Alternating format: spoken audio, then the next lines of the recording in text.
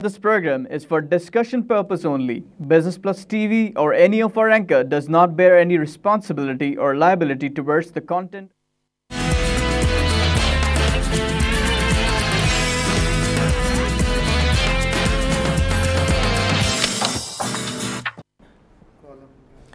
नाज़रीन, welcome to business today. मैं हूं अली नासिर। आज जिस जनाब मौजू के ऊपर बात करेंगे रोज़ाना की तरह वही होगा बिज़नेस, इकोनॉमी, फाइनेंस और इसके अलावा बैनुल-अक़वामी और मुकामी मंडियाँ और डेली टाइम। सबसे अहमियत वाली चीज़, डेली टाइम की अहम सुर्खियों के ऊपर कुछ तज्ज़ियात।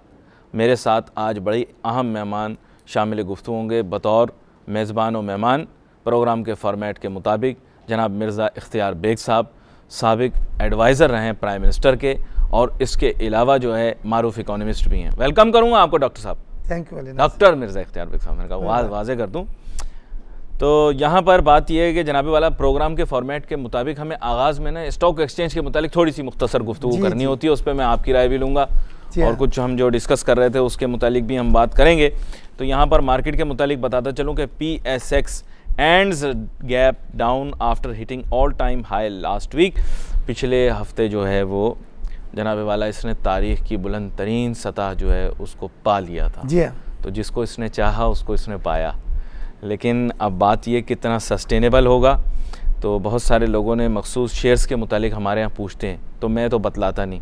मगर आपका भी मौजू ये नहीं तो आप भी नहीं बतलाएंगे। नहीं, अगर आप बतलाना चाहें तो आपकी मर्जी है, हम रोकेंगे नहीं आपको। नहीं, सेक्टर वाइज तो जनरलाइज बात कर सकते हैं आप। हाँ बिल्कुल। और स्टॉक एक्सचेंज का ये बड़ी खुशाइन बात है कि जब स्टॉक एक्सचेंज रीजन में क्रैश हुए थे, जिसमें चाइना का क्रैश हुआ था, मिडल ईस्ट का हुआ था, तो पाकिस्तान का भी हुआ था। लेकिन पाकिस्तान वो वाहिद कंट्री है जिसने अली नासिर रिबाउंस करके 36,400 की हद जो थी उसको क्रॉस करा, यानी दोबारा हाईएस्ट लेवल पर वो आया है। और ये हमारे फंडामेंटल्स, हमारे कंपनियों की परफॉर्मेंस है और इन्वेस्टर्स का एतबार है।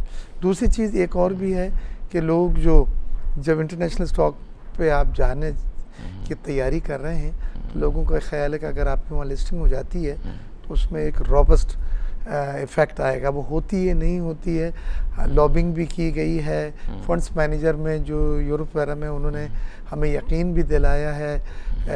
लेकिन ये तो 14 शायद जून को पता चलेगा। लेकिन हमारा वॉल्यूम वगैरह क्वालिफाई करता है। उनकी कुछ कंडीशंस ऐसी हैं जो उन्होंने हमें इंडिकेट की थी शॉर्ट सेलिंग वगैरह में या लीवरेज फाइनेंसिंग में, कि वो कहते हैं आप अडॉप्ट करें और आपकी SECP ओवर रेगुलेटेड है स्टॉक एक्सचेंज के बारे में, उसको फ्री हैंड दिया जाए। जी। तो उसमें देखते हैं किस हद तक हम कंप्रोमाइज़ करते हैं, क्योंकि हमारी मार्केट बड़ी रेगुलेटेड इस वजह से भी है कि हमने एक सेफ इन्वेस्टमेंट माहौल जो एनवायरनमेंट जो है वो मुहैया की हुई इन्वेस्टर्स को।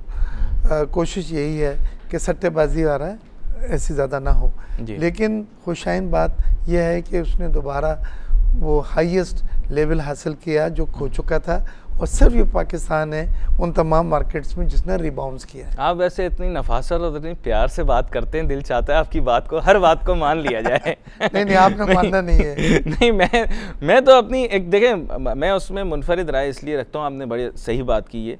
अब ये देखें ना, गवर्नमेंट के लिए अब ये चैलेंज है और रेगुलेटर के लिए ये चैलेंज है कि जल्द से जल्द ये मामला कर दे। बिल्कुल। क्योंकि पाकिस्तान की बैनुल-अक़वामी सतह पर बिगड़ती साख में मज़ीद और ख़राबी पैदा होगी अगर हम इमर्जिंग मार्केट में नहीं गए। मेरा ऐसा ख्याल है। जी, नेगेटिव मैसेज जाएगा, एक नेगेटिव मैसेज चला जाएगा ना। अब पहले ही मैं कहूँगा मई का महीना बड़ा ख़तरनाक होता है पाकिस्तान की तारीख़ के अंदर। मैं कहूँगा कि 14 अगस्त 1947, 16 दिसंबर गालिबन मैं तो पैदा नहीं हुआ, 16 दिसंबर 1971 फॉल ऑफ ढाका, और उसके बाद 2 मई 2011, ये सबसे मैं कहूँगा संगीन तरीन, गंभीर तरीन दिन कहलाएंगे।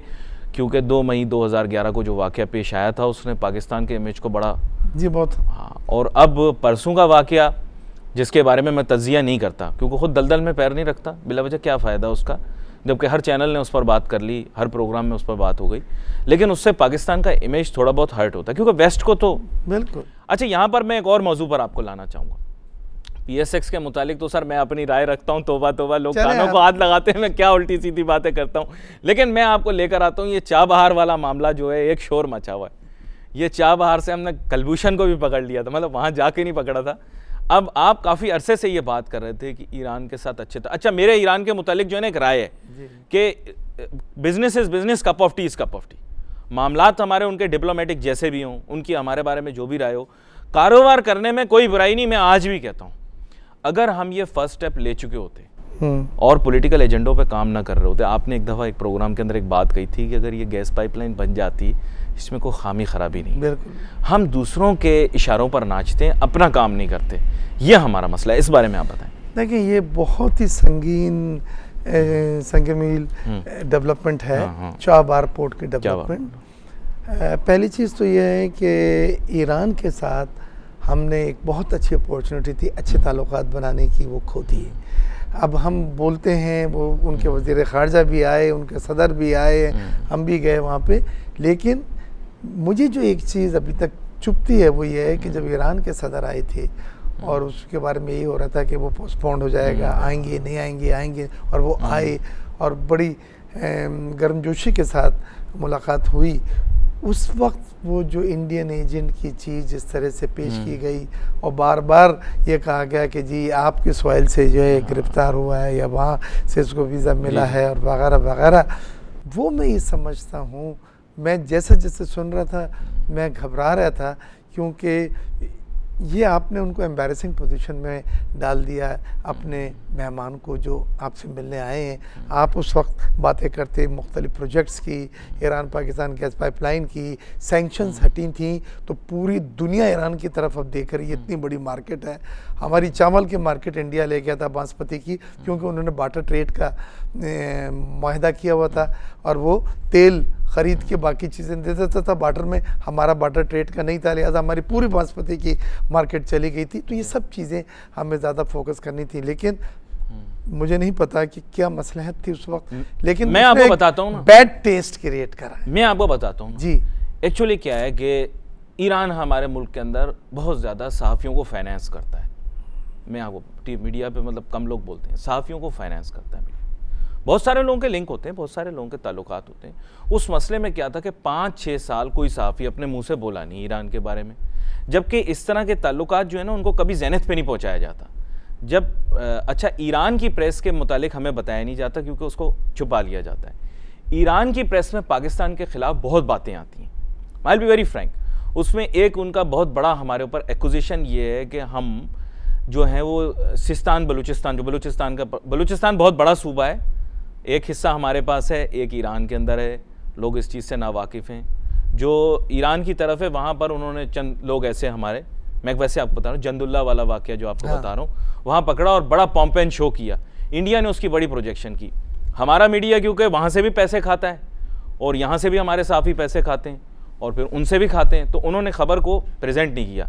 तो उसकी वजह से क्या हुआ कि हालात में, मामलात में जो तब्दीलियाँ आ रही थी, हम उसको सही से काउंटर नहीं कर पा रहे थे। वो कहते हैं ना एकदम पड़ोसियों की लड़ाई हो गई, वो एकदम नहीं होती, काफ़ी अरसे से चीज़ें पक रही होगी। अच्छा, दूसरा ये था कि हमें अपना कैंप ही नहीं पता हमारी फॉरेन पॉलिसी में। इख्तियार साहब इजाज़त आपकी। मसला ये है कि हमें अभी तक पता ही नहीं कि हम किस कैंप में हैं या हम किसी कैंप में हैं भी या नहीं। तो इस वजह से हमें थोड़ी कन्फ्यूजन रहती है। ईरान काफ़ी अरसे से पाकिस्तान के अंदर, मैं नहीं कहूँगा प्रॉब्लम्स क्रिएट कर रहा था, लेकिन पाकिस्तान के साथ अच्छे ताल्लुकात नहीं थे ईरान के, और इंडिया के साथ एक्सीलेंट ताल्लुकात हैं ईरान के। हाँ। ये मैं आपको बता दूं, एक्सीलेंट से ज़्यादा एक्सीलेंट। कैंप तो अब वाजे हो गया है कि हमारा चाइना का जो नेक्सस है वो ना अमेरिका को पसंद आ रहा है, ना ईरान को पसंद है, ना इंडिया को तो बिल्कुल ही पसंद नहीं है। और चाइना पाकिस्तान एक इकोनॉमिक कॉरिडोर की जो लॉन्च हुए प्रोजेक्ट्स 46 बिलियन के, और जो वन बेल्ट वन रोड और रीजनल कनेक्टिविटी वाया पाकिस्तान, ये सब चीज़ें जो हैं सुपर पावर्स को पसंद नहीं है। और उन्होंने इसके काउंटर करने के लिए अब ईरान, अफगानिस्तान और इंडिया के साथ इन्होंने चाबार की ये कर लिया भी। बिल्कुल वही है कि ये गवादर के थोड़े से दूर है, और ये वही सेंट्रल एशियन को रास्ता देगा। ये वो ट्रेड इनके रास्ते यूरोप तक जाएंगे हॉट वाटर के पोर्ट के जरिए, और ये वो सब चीज़ें जो हम ग्वादर पोर्ट से कर रहे थे उन्होंने इस प्रोजेक्ट में करी हैं। अच्छा, मैं आपको बताऊं इख्तियार साहब, बहुत मोहब्बत लोग करते थे पाकिस्तान के ईरान के साथ, मैं आपको सच बता रहा हूँ। और उसकी वो बिरादर इस्लामी मुल्क की टेप जो थी वो कैसेट में फंस गई थी उसमें। तो वो क्या है, वो बिरादर इस्लामी मुल्क वाला हमारा यहाँ बहुत पॉम्प एंड शो होता रहा। दर हकीकत क्या था कि ईरान को बड़ी रिजर्वेशंस थी पाकिस्तान के साथ, और ईरान की जो दोस्ती इंडिया के साथ है वो पाकिस्तान को बहुत खलती है। मैं आपको सच बता रहा हूँ, बहुत खलती, मुझे भी खलती है। अब प्रॉब्लम ये कि हमें स्टेट और it's people and it's business को अलहदा रखना है, मेरा ऐसा ख्याल है। क्योंकि देखें, अगर हम अफगानिस्तान के अंदर रिलीजियस जियोलॉट्स की हुकूमत को थियोक्रेसी कहते हैं, तो फिर ईरान के अंदर भी जो है वो भी थियोक्रेसी है। वहां जाके अगर आप किसी खातून से, मतलब भले आप बहन के तौर पर ही बोसा क्यों ना ले लें, उस बेचारी को जेल हो जाएगी, हम तो वापस आ जाएंगे। तो सर उनको कवानीन, ह्यूमन राइट्स के अंदर बहुत सारा काम करना है। पाकिस्तान एक बहुत लिबरल, ओपन माइंडेड स्टेट है। लोगों के जहन में गलत इमेज है, थोड़ा इस इमेज को दूर करें। पाकिस्तान के लोग बड़े पॉजिटिव लोग हैं, चंद लोग। लेकिन इस वक्त मैं एक मैसेज दूंगा अली नासिर, प्लीज इन सब बातों का लुब्बे लबाब जो है ना, हम इस पे दूसरे टॉपिक पे जब जाएंगे तो इसको जरा सा कंक्लूड कर लें। अब हमारे लिए डू और डाई सिचुएशन ये है कि हम चाइना पाकिस्तान इकोनॉमिक कॉरिडोर को और ग्वादर पोर्ट के प्रोजेक्ट को स्मूथली ऑन टाइम इम्प्लीमेंट करें, इनको हर तरह के कंट्रोवर्सी से दूर रखें, पॉलिटिकल डिस्प्यूट, दूसरे इश्यूज को अलग करके मुल्क के मफाद में इसको करें। क्योंकि अगर हमारा प्रोजेक्ट ना आ सका या ताखिर हो गया और उनके प्रोजेक्ट डेवलप हो गए पहले, तो ये हमारी एक तरह की इकोनॉमिक सुसाइड होगी। ये बड़ी अहम बात आपने की है। अब ये सुनने वाले पॉलिसी मेकर समझ जाएं आपकी बात को। बात आपने बहुत गहरी की है, 2 जुमलों में की है, लेकिन बात जो उस पर किताब भी लिखी जा सकती, बड़ी अहम बात है, अरे ज़रूरी बात है। क्योंकि if they don't do it that means नवाब साहब की गाड़ी छूट जाएगी। हाँ बिल्कुल, वहाँ तो काम शुरू हो गया ना कल, उसमें तो अब कोई शक अबाहम है ही नहीं। तो पाकिस्तान के लिए ये बहुत ज़रूरी है, सियासी जमातों को मेरी रिक्वेस्ट है कि ये इसको पॉलिटिकल डिस्प्यूट में कन्वर्ट ना करें, सियासी अब इस प्रोजेक्ट को सब मिलके तमाम लोग ऑन बोर्ड हों, अस्करी, सिविल, मिलिट्री क़यादत वगैरह सब एक बोर्ड पे होके इस प्रोजेक्ट को बस हमने करना है। नहीं, गवर्नमेंट नहीं करेगी, मैं आपको बताऊँ क्यों जी।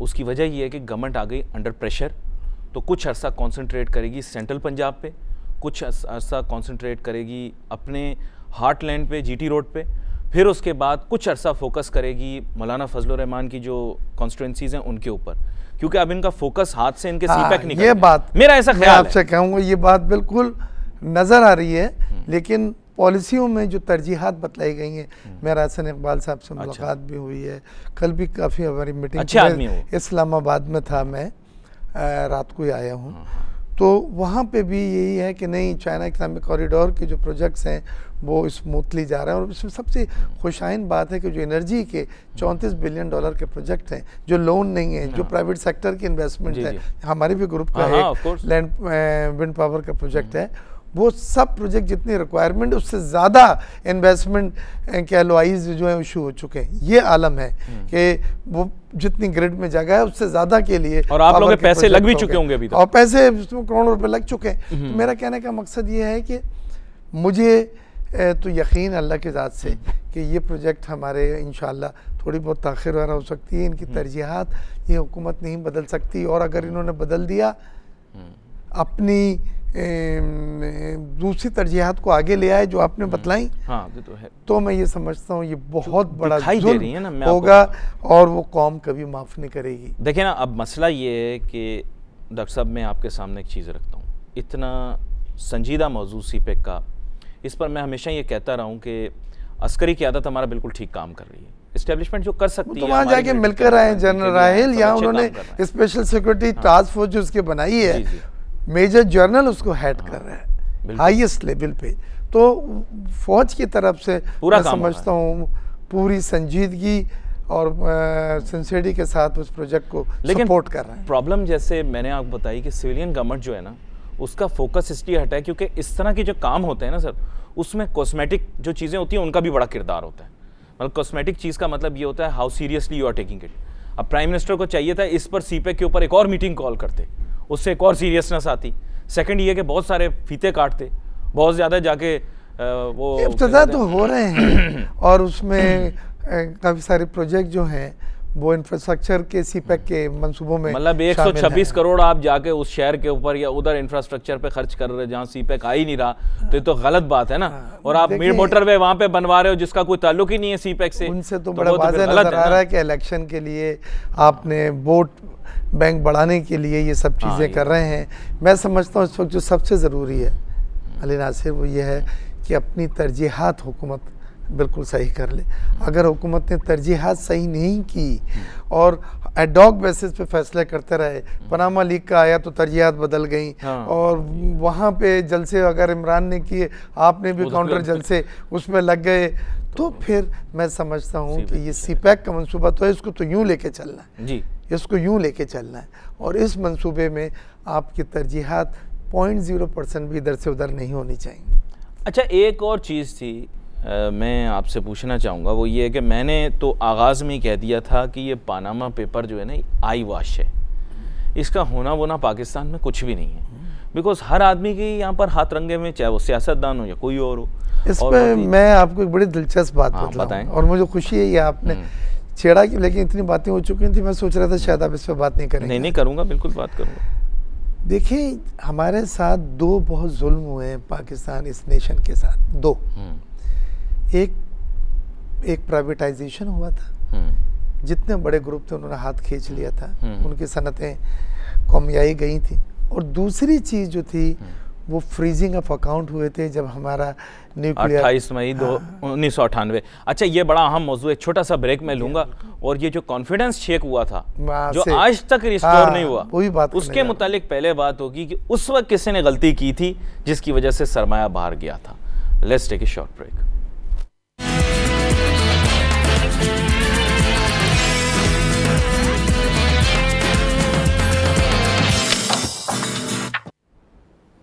नाज़रीन, welcome back after the break. गुफ्तगू हमारी जारी है डॉक्टर मिर्ज़ा इख्तियार बेग साहब के साथ, मारूफ ताजिर, सनतकार और मईशतदान, और उसके अलावा साबिक मुशीर वज़ीर आज़म के। तो मिर्ज़ा इख्तियार बेग साहब, एक बात ये मैं लोगों को पहले कह चुका था, वो आपको पता है, चंद लोग अपनी चिड़िया से, कोई अपने तोते से, कोई अपने मैना से पूछ के बताते हैं। मैंने बग़ैर उनके बताए जो है मैंने बता दिया था कि पनामा पेपर में कुछ नहीं होगा। लेकिन आपने एक बड़ा अहम मौजू उठा दिया, मुआवजा या अकाउंटेबिलिटी उन लोगों की होनी चाहिए जिन्होंने 28 मई, जो पाकिस्तान के लिए बड़ा फ़ख्र वाला दिन था, 28 मई आज भी मनाया जाता है, यौम तकबीर 1998, उसके बाद फ़ौरन करेंसी अकाउंट्स फ्रीज़ कर दिए। उसकी वजह से इन्वेस्टर्स, मैं बतलाना चाह रहा था, वो डिस्ट्रॉय हो गया, उनका कॉन्फिडेंस आज तक रिस्टोर नहीं हुआ। जब आपने लोगों को बाहर से पैसे मंगवाए, फ़ौरन करेंसी अकाउंट खोलने की इजाज़त दी, लोगों ने अपने फंड्स रखे, और उसके बाद आपने उसको जब फ्रीज करा और एक रात में आपने उसको पाक रुपीस में बॉन्ड बना के हाथ में दे दिया, 5 साल बॉन्ड, हाँ, 5 साल बॉन्ड, 10 साल बॉन्ड, और उसमें पाक रुपीस में मार्कअप मिलेगा, तो वो दिन था जब लोगों का एतमाद खत्म हो गया। अब लोगों ने कहा कि हम अपने पैसे क्यों रखें, ये तो फ्रीज हो जाते हैं, हमारी तो पूरी पूंजी डॉलर की वो उन्होंने कन्वर्ट करके दे दी हाथ में। वो दिन था जब लोगों ने बाहर अकाउंट्स खोले, वो दिन था जब लोगों ने अपने फंड्स बाहर ट्रांसफ़र करे। इन्होंने खुद अपने जो डॉलर थे 2 या 3 दिन पहले सब बाहर ट्रांसफ़र कर दिए। ये तो हमारे आपके, मैंने उन दिनों में बाहर से हम अपना नया बिजनेस बेग स्प्रिंग मिल वाला पब्लिक लिस्टेड कंपनी शुरू कराई थी, बाहर से पैसे भेजे थे हमने कितने $1 मिलियन बैंकिंग चैनल से, और उसके बाद पता चला कि हमें बॉन्ड बना के उन्होंने हाथ में थमा दिया, मोहब्बतनामा, कि ये 5 साल और 10 साल के बाद है और आपको इंटरेस्ट लेते रहे आप। तो वो एक था। फिर लोगों ने बाहर कंपनियां भी बनाई, ऑफशोर कंपनियां भी बनाई। मुशर्रफ ने इसको एक्नॉलेज किया था, आपको याद होगा, लेकिन अंडू नहीं किया था उसने। उसने बोला अंडू नहीं हो सकता, लेकिन मैं एक्नॉलेज करता हूँ कि गलत हुआ था। हाँ, तो अब आप ये देखें कि कौमें जो होती हैं वो गलतियां बर्दाश्त नहीं कर सकती, शख्सियात गलतियां बर्दाश्त कर सकते हैं। अली नासिर कोई गलती करेगा तो चलो सही कर लेगा, लेकिन कौम, नेशन गलतियां नहीं बर्दाश्त कर सकती। ये जो आपने फ्रीजिंग ऑफ अकाउंट करा था, इसने लोगों का एतमाद ख़त्म करके लोगों को एक राह दिखाई। उन्होंने ऑफशोर कंपनियां भी बनाई, उन्होंने स्विट्ज़रलैंड में डॉलर भी रखे, 200 बिलियन डॉलर आज वहाँ पे रखे, उसमें करप्शन के पैसे भी थे, उसमें मिसअप्रोप्रिएशन के भी पैसे थे, और लोगों के अपने पैसे भी थे, बिजनेस वगैरह के सब बाहर गए, कंपनियां हुई, प्रॉपर्टियां बाहर लंदन में और जो आ रही हैं वो क्यों है? आपके अपने मुल्क पे फेथ और कॉन्फिडेंस उनका कम हो गया है। तो उन लोगों का मुआवजा होना चाहिए ना, ग्राउंड रियलिटी को जाने बगैर किस तरह जिन्होंने ये डिसीजंस लिए और लोगों के एतमाद को, अब वो अपने डॉलर अकाउंट अलाउ करें, लेकिन अब नहीं ला रहे, नहीं हो रही। तो कहने का मकसद ये है कि हमने खुद अपने लोगों को एक बाहर की राह दिखाई। अच्छा, मैं हमेशा से जो हूँ ना डॉक्टर साहब, इस चीज़ के अगेंस्ट रहा हूँ कि स्टेट की इंटरवेंशन की एक हद होनी चाहिए जहाँ लोगों के प्राइवेट या फाइनेंशियल मैटर्स होते हैं, चाहे वो स्टॉक एक्सचेंज हो, चाहे वो बैंक अकाउंट हो। अब देखें ना, बैंक अकाउंटों की डिटेलें मांगने की वजह से लोगों ने पैसे बाहर भेजे, ये भी आप पूछे अभी, ये अभी रिसेंट बात कर रहा हूँ आपसे, ये जो बैंक अकाउंट की डिटेलें, ट्रांजैक्शन के ऊपर मेरे पास बैंक का एक सीनियर एग्जीक्यूटिव आया, कहते सर डिपॉजिट के लिए हम लोग निकले हुए हैं। मैंने कहा क्यों? कहते हैं सर हैवी विड्रॉन हुआ है, जो विदहोल्डिंग टैक्स का लगाया ना उन्होंने, वो सही करें होगा आलम सनाडा बैंकों में 0.4%। कहते हैं सर लोगों ने लॉकरों में रख रहे हैं। तो देखिए डिसीजन के लिए मैं ये नहीं कह रहा कि डॉक्यूमेंटेशन इकोनॉमी ना हो, मैं बिल्कुल जाके इस्लामाबाद में डॉक्टर साहब के साथ नहीं, आपने मैंने एक प्रोग्राम भी किया था, उसमें आपने फेवर किया था कि भाई इसको सपोर्ट किया कि होना चाहिए ये मुल्क को, लेकिन आपने उस स्टेज पे ना जाएं कि लोग एक इलीगल राह की तरफ निकल जाएं, क्योंकि हमारे लोग बहुत जल्दी अपना रास्ता बदलते हैं और फिर उन्हें वापस लाना बहुत टाइम लगता है। तो लोग, और आपको याद होगा एक दफ़ा आपने इस पर भी किया था, डिस्कशन हुई थी एक, और कुछ लोग बड़े जज्बाती हो रहे थे, नाम नहीं मैं लूँगा, कि जी वो स्कीम लाई जा रही है, नहीं लानी चाहिए, नहीं आना चाहिए, जबकि आप उसका ये बता रहे थे कि महदूद पैमाने पर ही फ़ायदा देगा, लेकिन दूसरे लोग समझने से कासिर थे। एक मैं बात कर रहा हूँ, आपका पॉइंट ऑफ व्यू शायद इत्तेफाक करूँ या ना करूँ, लेकिन आप इसके फेवर में रहे हैं कि लोग आए। मैं डॉक्यूमेंटेशन इकोनॉमी में चाहता हूँ रजिस्टर्ड हों, लेकिन साथ ही साथ ये बड़ी डेलिकेट चीज़ें होती हैं, उनको अगर आपने, ज़्यादातर लोग हमारे यहाँ पढ़े लिखे नहीं है, वो अपने फंड्स को तकियों के नीचे रखेंगे, पानी के टंकियों में रखेंगे, वो अपने लॉकर्स में रखेंगे, तो ये सब चीज़ें आपकी इकोनॉमिक एक्टिविटीज़ की ग्रोथ को हैम्पर करती हैं। घरों से देखें 73 करोड़ रुपए निकल रहे हैं, पानी की टंकी से 2 अरब रुपए बोल रहे हैं, या 1 अरब। सर मुझे बताएं आप, ये कोई हजम होने वाली चीज़ है?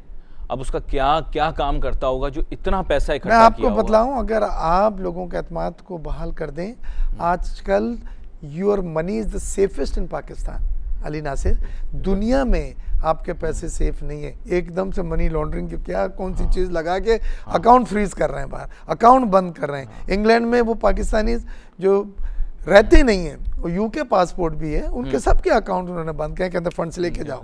दुबई में $5000 मेरी बच्ची पढ़ती मिगल यूनिवर्सिटी में, वो भेजे अगर तो वो कहते हैं पर्पज ऑफ रेमिटेंस, और उनकी एविडेंस दें कि ये फीस के तौर पे जा रहा है, तो स्टूडेंट आईडी उन्होंने मांगी और वो उन्होंने जाके देखा कि इतनी सख्तियां, हमारे मुल्क तो ब्लेसिंग है, तो आप उनका सिर्फ एतमाद बहाल करें। लेकिन लोगों का कॉन्फिडेंस शेक हो रहा है, वही मैं कह रहा हूँ, फाइनेंशियल प्रिवेसी के अंदर फाइनेंशियल, देखें सर ये बात मैं मानता हूँ कि जो गलत काम कर रहा है उसको आप पकड़ो, लेकिन जिसकी सीक्रेसी है, देखें सीक्रेट बैंकर जो है, मैं आपको ऐसे बता रहा हूँ, आप भी बैंकर हैं, आपने भी मेरे ही उस्ताद की किताब पढ़ी है, उन्हीं से पढ़ा है बराह रास्त, हमें भी कुछ साल बाद उन्हीं से शर्फ पढ़ने का। बात यह है कि उसमें क्या लिखा हुआ है कि बैंकर जो है वो सिर्फ कस्टोडियन ऑफ पब्लिक मनी नहीं है, आपकी सिगरेट का भी कस्टोडियन है भाई, आपकी फाइनेंशियल प्राइवेसी उसके पास है। बैंकर सिक्रेसी के ऊपर वो क्यों बताएगा किसी को, तीसरे बंदे को? अब अगर आप लेजिस्लेशन के जरिए ये करोगे गलत है, ऐसे ला रहे हैं कि पाबंद कर देते हैं आप, और ये अब दुनिया में हो रहा है। अब अमेरिका कानून चेंज कर रहा है कि ऑफशोर कंपनियों की डिटेल चाहिए अकाउंट से वो ले सकता है, तो दुनिया में कानून चेंज हो रहे हैं, आप भी कर सकते हैं। उसमें पर्पज सिर्फ यही हो कि इलीगल इल गॉटन मनी को जो है ट्रैक डाउन किया जाए, लेकिन लोगों के एतमाद को आप शटर ना करें। अच्छा, मैं एक चीज़ आपसे पूछना चाहता हूँ, आप सियासतदानों के, you have been in the corridors of this power and all, मेरा जहन एक सवाल पूछता है, अपनी दफ़ा में ग्राउंड रियलिटीज़ बताते हैं कि हमारे से स्टील मिल छीन ली, हमसे ये छीन लिया, हमें मुल्क बदर कर दिया, वगैरह वगैरह। किसकी बात करूं मुझे नहीं पता जी, मैं किसी का नाम नहीं ले रहा। जब बिजनेसमैन अपनी ग्राउंड रियलिटीज़ बताता है, जब कॉमन सिटीजन अपनी ग्राउंड रियलिटी बताता है कि यार मैं बीच में ये मसला था, वो मसला था, तब एफबीआर क्यों नहीं सुनता, तब क्यों नहीं सुनती एफआईए, तब क्यों नहीं इदारे सुनते? जब सियासतदान आके पार्लियामान के फ्लोर के ऊपर ये कहता है मेरे साथ तो ये जुल्म हुआ, हाय हाय हाय, मेरे साथ तो ये जुल्म हुआ, ओ हमारी नेशनलाइज कर ली, बात है फ्रैंक, सही बात है। तो दूसरों की ग्राउंड रियलिटी भी सुनो ना आप बार बार ये लफ्ज मैं सुनता हूँ, मैं बड़ा ताज्जुब होता हूँ, हमसे छीन लिया। नेशनलाइजेशन एक पॉलिसी आई थी और उसके एम्बिट में जितने लोग आए, बड़े बड़े 27 ग्रुप थे, सब चले गए थे। भवानीज और ये दाऊस और हाइसन को भी लगा था मेरे ख्याल। बिल्कुल बिल्कुल। तो वो एक पॉलिसी सही या गलत, मैंने तो पहले क्रिटिसाइज किया कि उससे भी नुकसान पहुंचा, बट वो सबके लिए थी। उसमें इत्तेफाक की भी छीनी गई हैं, दाऊद की भी छीनी गई हैं, भवानीज के बड़े नजदीकी दोस्त भी थे उसमें, उनके हाइसन वाले जो थे ये कितने करीब थे उनके, लेकिन उनकी भी छीनी है और नुकसान पहुँचे। एजुकेशन ख़ासतौर से प्राइवेटाइजेशन जब तक नहीं हुई थी, जो नेशनलाइज हो गए थे इदारे, तालीमी इदारों, उससे भी बहुत आपका असर पड़ा। लेकिन ये तो एक जनरल पॉलिसी थी और उसमें जो आया उन सब के इदारे जो हैं वो अपने कौमी आए गए। फिर बेनज़ीर साहिबा ने प्राइवेटाइजेशन, फिर उन्हीं की बेटी ने जिन्होंने नेशनलाइजेशन की पॉलिसी उस वक्त के लिहाज से की थी, बेटी से अंडू किया और प्राइवेटाइजेशन की पॉलिसी अपनाई और उससे आपने देखा बैंकिंग सेक्टर आज हमारा जो तरक्की कर रहा है, ये सब वो बैंक हैं जिनको चलाने के लिए अरबों रुपए सालाना हुकूमत को देने पड़ते थे, यूबीएल को देने पड़ते थे, हबीब बैंक को देने पड़ते थे। मैं बैंकिंग कमेटी का, स्टैंडिंग कमेटी का चेयरमैन हूँ, मुझे पता है आज ये बैंक 40 अरब सालाना मुनाफा कर रहे हैं। इनको फंड्स चलाने के लिए नहीं बल्कि 40 अरब मुनाफा कर रहे हैं और अरबों का ये टैक्सेस दे रहे हैं। तो ये प्राइवेटाइजेशन में फायदे भी हुए हैं और बैंकों के मिसाल आपके सामने है, कोई इनकार नहीं कर सकता। तो मैं ये समझता हूँ कि पॉलिसीज कंसिस्टेंस हो, तसलसल हो पॉलिसियों का, लोगों का एतमाद ना मजरू करें कि वो फिर कोई इलीगल तरीका। लेकिन देन अगेन प्रॉब्लम वही है, ग्राउंड रियलिटी सिर्फ पॉलिटिकल पावर रखने वाले के पास ग्राउंड रियलिटी देने का हक नहीं होना चाहिए, सबके लिए, हर सिटीजन के लिए होना चाहिए कि वो अपनी सफाई पेश कर सके।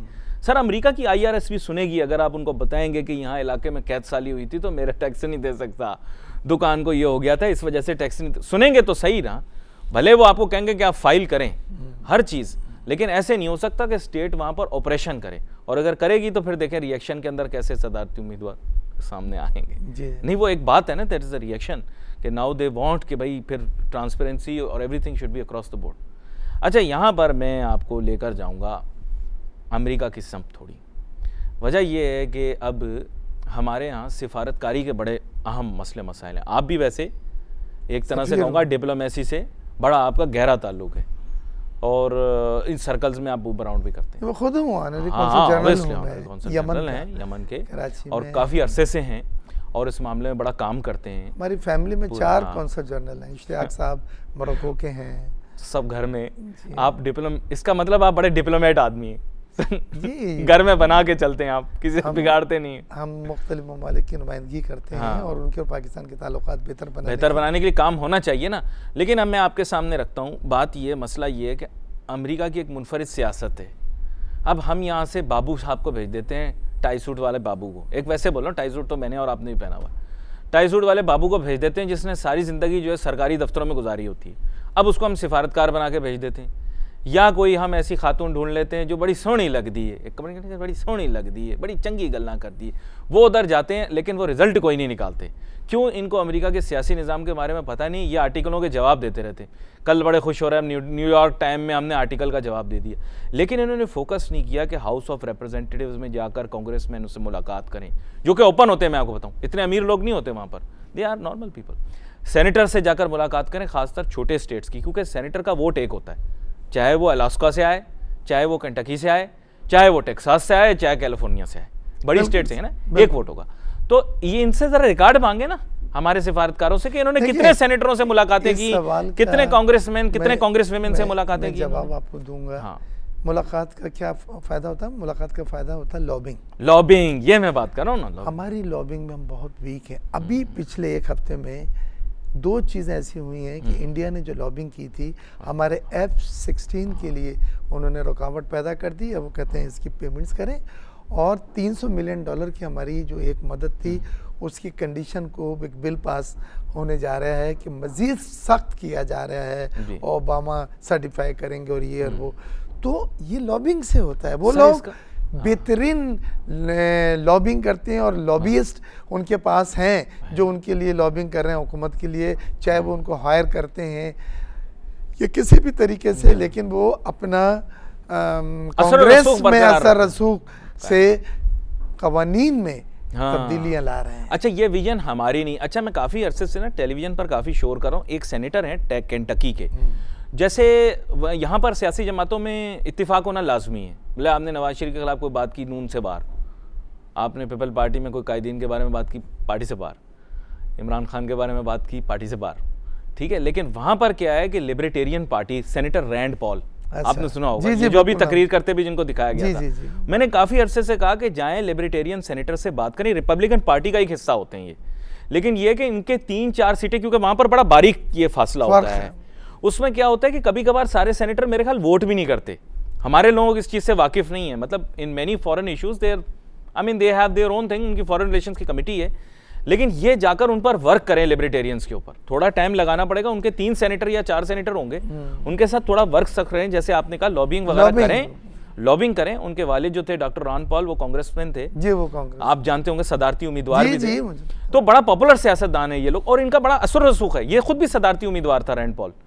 नहीं, अभी वो टीवी पे मुसलसल दिखाते रहे। अब थर्मोलॉजिस्ट ये पता नहीं आंखों का क्लिनिक या कोई चलाता है, ये कुछ इस तरह है। लेकिन ये है कि लॉबिंग बड़ी ज़रूरी है। हमारे जितने फैसिलिटीज़ थी उनके बिलों के लिए, उनके अगेंस्ट बिल आए हैं, उनकी जो कंडीशंस हैं उनको मज़ीद टाइटन एंड हार्श करवाया जा रहा है, और इंडिया पीछे है। अच्छा, इनसे गुजारिश है मेरी, क्योंकि प्रोग्राम आपका मैं आपको बताऊँ अमेरिका में भी देखते हैं लोग, ऑनलाइन जाता है ना, जो हमारे ये जितने सर्जन हैं, डॉक्टर हैं, अमेरिकन एसोसिएशन हैं, अपना बहुत पावरफुल फोरम है हमारा। इनकी ख्वाहिश ये नहीं होनी चाहिए कि मुशर्रफ के साथ खाना खाने के लिए $1000 दें, बल्कि वही $1000 किसी अहम सियासतदान की इलेक्शन कैंपेन को फाइनेंस करने में लगाएं। वहाँ पर मैं यकीन से आपको बता सकता हूँ कि वो हर किसी से हाथ मिलाते हैं जब उन्होंने इलेक्शन जीतना होता है। हमारे सियासतदानों की तरह ही होते हैं, इलेक्शन से पहले सबके साथ मिलते हैं वो, जी जी, फिर उसके बाद भी मिलते रहते हैं। बस ये हमारे वाले मिलते हैं। हमारे यहाँ माशाल्लाह Pakistani are doing wonderful job. मैं अभी कनाडा में था, 4 हमारे में पार्लियामेंट हैं, 2 लेडीज़ थी,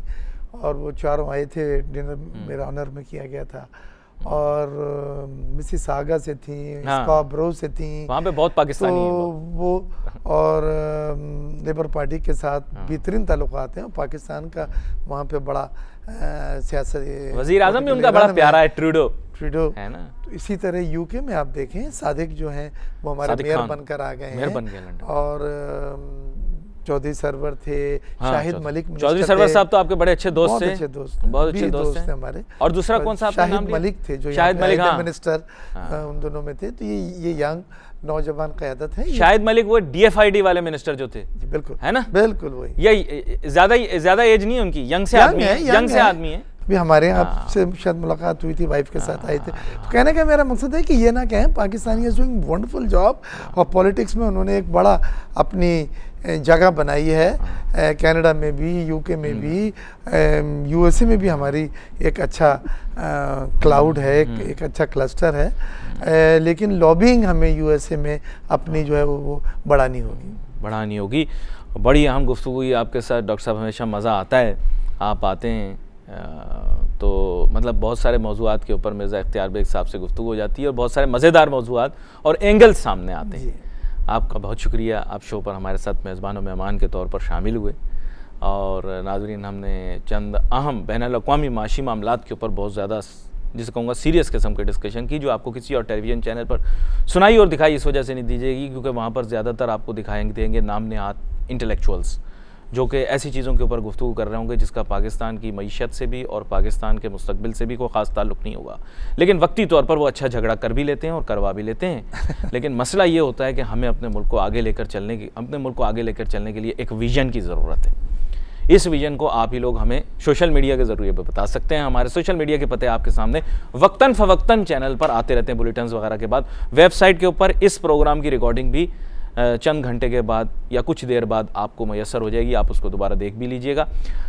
तारीफ़ें दिल खोल के कीजिएगा, शिकायत को दिल तक महदूद रखिएगा। और आपको हम फिर दोबारा कल मिलेंगे। आज के लिए अली नासिर को, मिर्ज़ा इख्तियार बेग साहब को, पूरी टीम को इजाज़त दीजिए। अल्लाह हाफ़िज़।